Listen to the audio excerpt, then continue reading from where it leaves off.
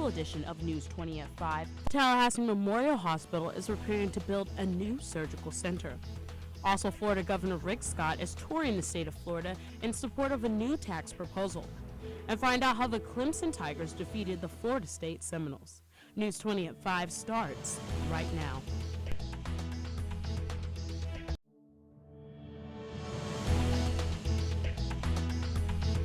From the highest of 7 hills in Florida's capital city, covering every corner of the Big Bend, this is the award-winning News 20 at 5 Live. Good evening and welcome to News 20 at 5. I'm Taylor Bishop. And I'm Brea Baker. Tallahassee Memorial Hospital is preparing to build a new surgical center. Wow. The M.T. Mustikin Center will have the latest surgical technology. The $250 million center will be 5 stories tall and have more than 70 bed spaces. The building plans allow for an additional 2 stories to be built in the near future. TMH says the center will allow the hospital to better treat patients with brain and neurological illnesses. Construction on the surgical center will start next spring. The center is expected to be completed by 2018. The second annual Family First Week held an expo of available free medical screenings and interactive child center activities. The expo showcased the importance of health awareness, offering a glimpse of available services local agencies provide to the community. Children received vision exams, dental checks, and physicals, as well as parents were able to access additional information about health. The expo was spearheaded by City of Tallahassee Governor Mayor Andrew Gillum, relaying a message he initiated earlier in the year. Early investment in children is key. Home education, diplomas, and GEDs were some hot topics discussed during the Leon County School Board Advisory Council meeting. Multimedia journalist Brea Baker has a story.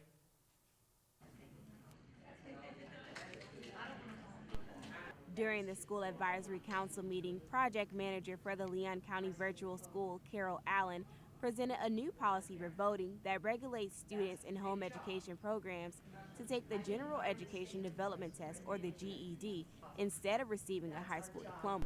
Meredith Mears, home educator and co-founder of Florida Parents Reclaiming Individual Children's Sovereign Education, Florida Parents Rise organization, was present at the meeting and finds the new policy unfair. Mears opted to home educate her children after looking deeper into the Common Core standard. I thoroughly believe in public education. I just think the system is very broken right now. What caused me to pull my kids out? According to stateimpact.org, Florida adopted Common Core standards along with 44 other states to better measure what students are learning at the end of each academic year. Applying for college can be very competitive. How will your GED measure up to a high school diploma when it's time for you to apply?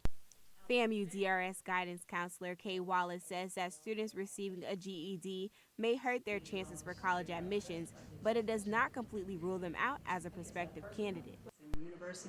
Some universities do accept the GED, so students that do get a GED as opposed to a standard high school diploma.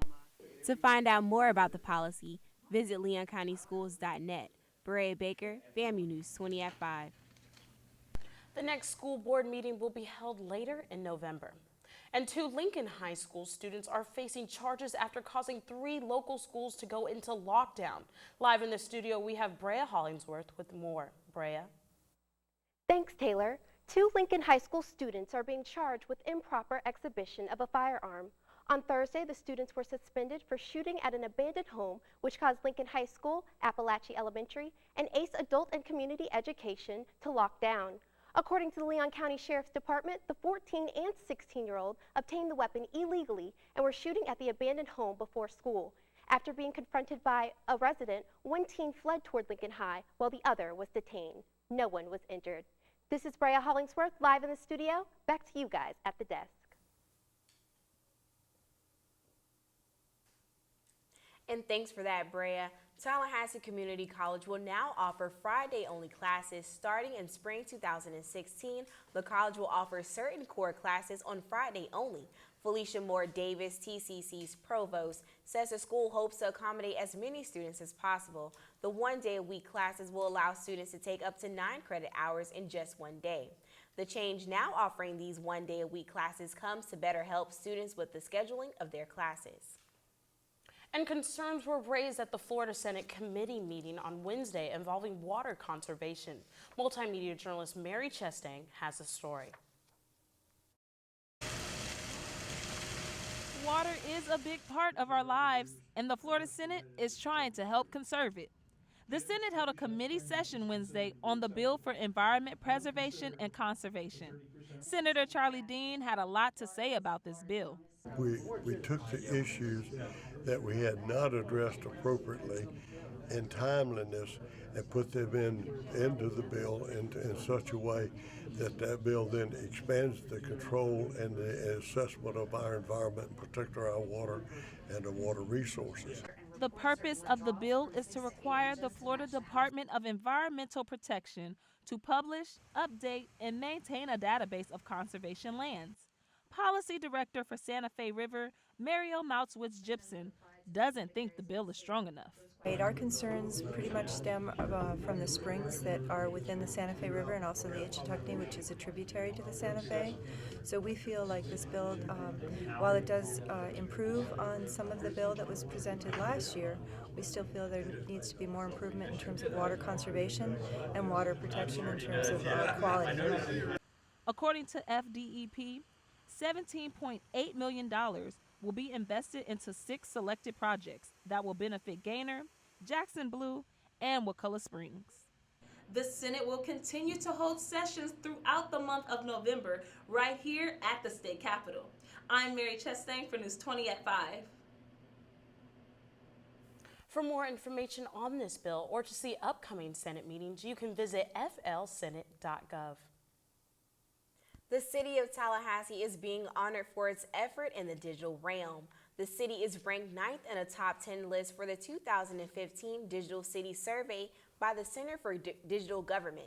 Commissioner Scott Maddox, Nancy Miller, and Jill Zephyr all attended the National League of Cities Annual Congress of Cities and Exposition in Nashville, where they received an award for the entry. City officials say their entry highlighted the city's mobile app, Digital Tally, the city's online checkbook, and social media efforts to help improve customer service and transparency. Coming up on News 20 at 5, Governor Rick Scott is proposing more budget cuts today. Also, the Republican debate is tomorrow. We'll give you a preview on that and an update on the Russian plane that crashed in Egypt. Stay tuned, you're watching News 20 at 5.